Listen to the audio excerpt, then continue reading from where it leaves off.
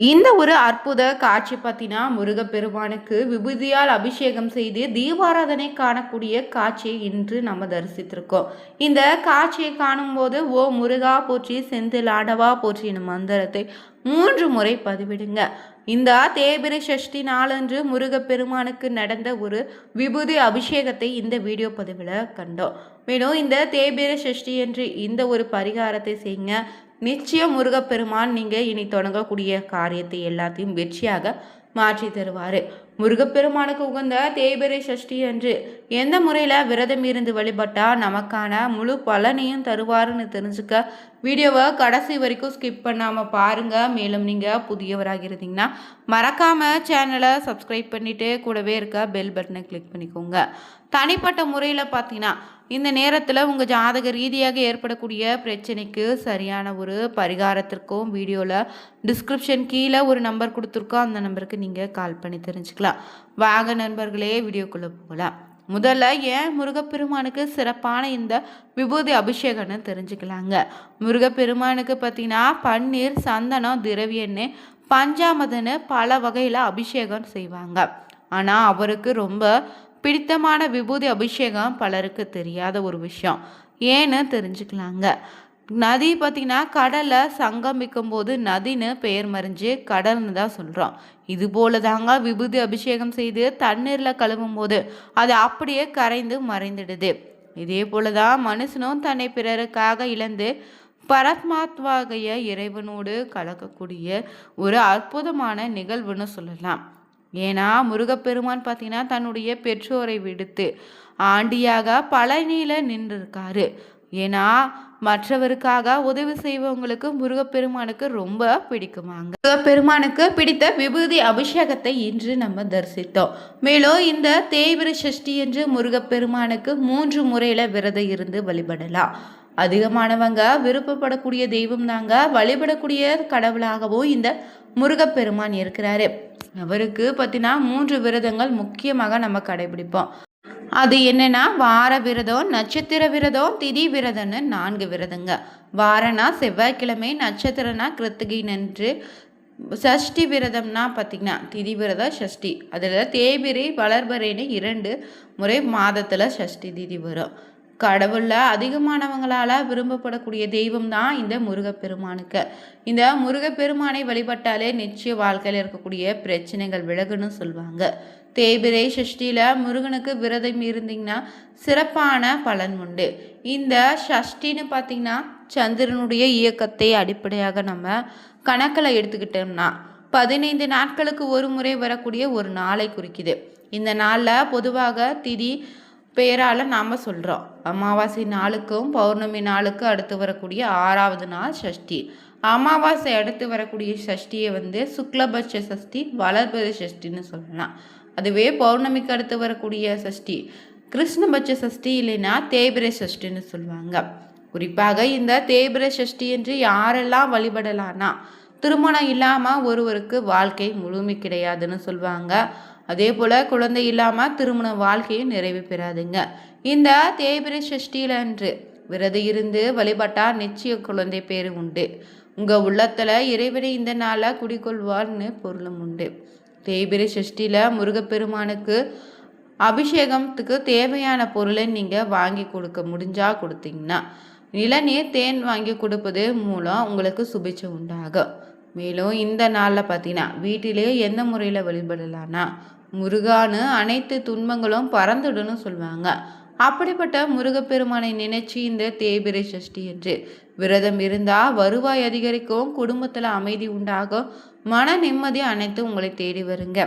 இந்த தேய்பிறை சஷ்டினால் காலை குளிச்சுட்டு சுவாமி படத்துக்கு மாலை இல்லைனா பூக்களால் அணிவித்து, நெய் இல்லைனா நல்லெண்ணெயில் விளக்கேற்றி பால் பழம் நெய்வேத்தியமாக படைத்து கந்த சஷ்டி கவசம், கந்தகுரு கவசம் பாராயணம் செய்யலாம். அப்படியே செய்ய முடியாதவங்க சரவணபவாய் மந்திரத்தை சொல்லி வழிபடுங்க. பிறகு இந்த நாளை அவள் நெய்வேத்தியமாக படைத்து வழிபடுங்க. இது செய்ய முடியாதவங்க நாவல் பழம் கிடைச்சா படைத்து வழிபடலாம். ஏன்னா முருகப்பெருமானுக்கு விருப்பமான பழம் தாங்க நாவல் பழம். இந்த நாள் முழுவதும் மாமிசம் உண்ணாதீங்க. எந்த ஒரு விவாதமும் வேண்டாம்.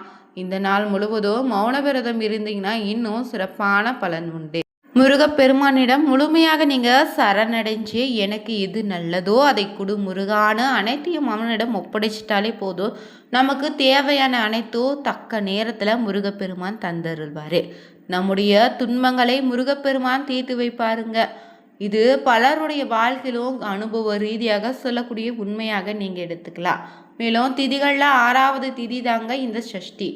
அந்த வகையில் இந்த தேய்பிறை சஷ்டி என்று நாம முருகப்பெருமானை வழிபட்டா என்ன மாதிரியான சிறப்புகள் இருக்குன்னு தெரிஞ்சுக்கலாங்க. எந்த வினையானாலும் கந்தனுடைய அருள் இருந்தா வந்த வழி ஓடுன்னு சொல்லுவாங்க. அத்தனை சிறப்பு வாய்ந்த முருகப்பெருமானை நினைச்சு மேற்கொள்ளக்கூடிய விரதங்களில் முக்கியமான விரதம் இந்த சஷ்டி விரதம்.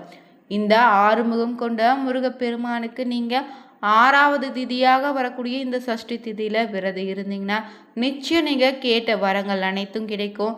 என்ன பிரச்சனையாக இருந்தாலும் விலகிடுங்க.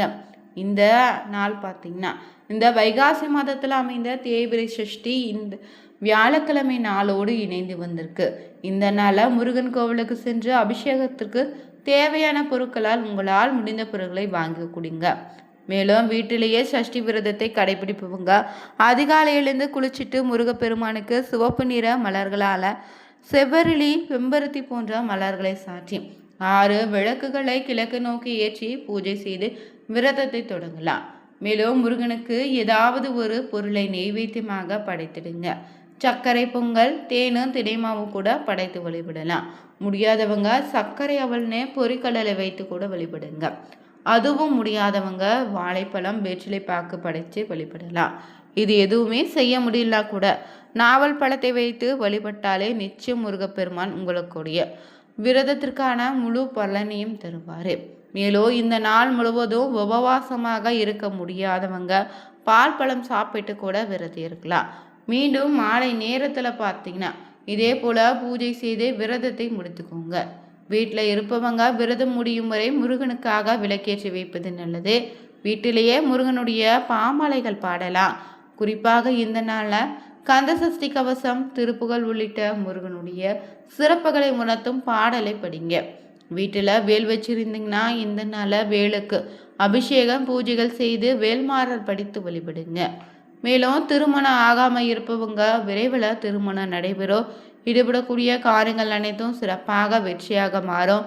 பொருளாதாரத்தில் இருந்து வந்த தேக்க நிலை நீங்கும். தொழில் வியாபாரத்தில் லாபம் உங்களுக்கு பெருகும். வேலை நிச்சயம் உங்களுக்கு கிடைக்குங்க. குழந்தை பாக்கியம் இல்லாதவங்களுக்கு குழந்தை கிடைக்கும். நேரடி மறைமுக எதிரிகள் விலகுவாங்க. உடல் மற்றும் மன ஆரோக்கியம் மேம்படும். முருகனிடம் இந்த நாளில் முறையிட்டு விரதம் இருந்தீங்கன்னா நிச்சயம் முருகப்பெருமான் உங்களுக்கு நிறைவேற்றி தருவாருங்க. மேலும் இந்த நாளை பார்த்தீங்கன்னா உங்களுக்கு ஏற்படக்கூடிய காரிய தடைகள் விலக வேண்டும்னா தவறாமல் இந்த தேய்பிறை சஷ்டி என்று நீங்கள் செய்யக்கூடிய ஒரு பரிகார முறை என்னென்னு தெரிஞ்சுக்கலாம். ஒவ்வொரு மாதத்தில் வரக்கூடிய பார்த்தீங்கன்னா சஷ்டி ஒவ்வொரு சிறப்பு. அந்த வகையில் இந்த வைகாசி மாதம் பார்த்தீங்கன்னா முருகப்பெருமான் அவதரித்த வைகாசி விசாக கொண்டாடக்கூடிய இந்த மாதத்தில் பார்த்தீங்கன்னா தேய்பிறை சஷ்டி நாளில் மாலை 6 மணிக்கு மேலே முருகப்பெருமானுடைய படத்துக்கு முன்னாடி 6 அகல் விளக்கில் நெய் தீபம் ஏற்றி வச்சு முருகப்பெருமானுக்கு ஏதாவது ஒரு பொருளை நெய்வேத்தியமாக படைத்து வழிபடுங்க. அப்படி வழிபாடு செய்யும் போது உங்கள் வாழ்க்கையில் என்ன விதமான பிரச்சனை இருந்தாலும் ஏதாவது ஒரு பிரச்சனையை மனதார நினைச்சு அது விரைவில் தீர வேண்டுன்னு வேண்டிக்கோங்க. பிறகு இந்த 6 தீபங்கள் ஏற்ற முடியாதவங்க ஒரே ஒரு நெய் தீபமாவது ஏற்றி வைத்து வழிபடுங்க. இப்படி நீங்கள் வேண்டி முடித்த பிறகு முருகப்பெருமானுக்கே உரித்தான கந்தசஷ்டி கவசத்தை பாராயணம் செய்யணும். படிக்க தெரியாதவங்க இந்த கந்தசஷ்டி கவசத்தை மனதார கேளுங்க. இப்படி நீங்கள் கந்தசஷ்டி கவசத்தை நீங்கள் பாடும்போதோ இல்லை கேட்கும்போதோ நிச்சயம் உங்களுடைய கையில் பச்சை குங்குமத்தை எடுத்து வச்சுட்டு இந்த கந்தசஷ்டி கவசத்தை படிக்க ஆரம்பிக்கும் முன்னாடியே பச்சை குங்குமத்தை வலது கையில் வச்சுக்கொண்டு பிறகு முருகப்பெருமானிடம் மனதார நினைச்சு கொண்டு கந்தசஷ்டி கவசத்தை படிக்க ஆரம்பிங்க. பிறகு இந்த கவசத்தை படித்து முடித்த பிறகு நீங்கள் இந்த பச்சை குங்குமத்தை பார்த்தீங்கன்னா ஒரு டப்பாவில் போட்டு வச்சுட்டு பிறகு நீங்கள் எந்த ஒரு முக்கியமான காரியத்துக்கு வெளியே போவதாக இருந்தாலும் அதற்கு முன்னாடி இந்த பச்சை கற்பூரத்தை பற்றின நெற்றியில் அணிந்து கொண்டு சென்றாலே நிச்சயம் உங்களுக்கு காரிய தடை ஏற்படாது. நிச்சயம் நீங்கள் செல்லக்கூடிய காரியம் உங்களுக்கு வெற்றியாக மாறுங்க. இன்னைக்கு இந்த வீடியோ பதிவில் முருகப்பெருமானுக்கு நடந்த விபூதி அபிஷேகத்தை பார்த்தோம். இந்த வீடியோ பதிவு பிடிச்சிருந்தா லைக் பண்ணுங்கள், ஷேர் பண்ணுங்கள், கமெண்ட் பண்ணுங்கள். மறக்காமல் சேனலை சப்ஸ்கிரைப் பண்ணிவிட்டு கூடவே இருக்க பெல் பட்டனை கிளிக் பண்ணிக்கோங்க. Thank you viewers.